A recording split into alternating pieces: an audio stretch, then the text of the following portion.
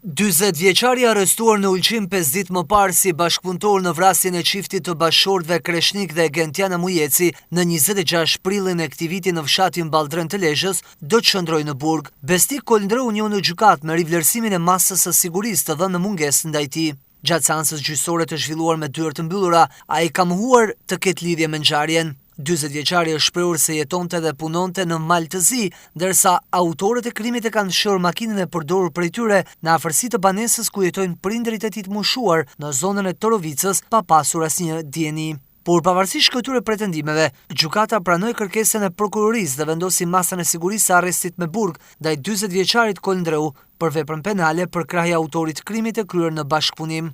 Koldreu arrestua në 18 qershor, ai rezultonte i shpallur në kërkim ndërkombëtar me akuzën për përkrahje të autorit të krimit në bashkëpunim. Ndërkohë 3 persona të tjerë të dyshuar si autor të vrasjes, Renato, Florin dhe Adriano Mhillaj, vijojnë të jenë në Arrati. Kreshnik dhe Gentiana Mujeci u ekzekutuan teksa po lëvizin me automjetin e tyre në aksin Balltren Torovic në orët e drekës së 26 prillit. Sipas hetimeve paraprake, krimi dyshohet ketë ndodhur për motive hakmarrje.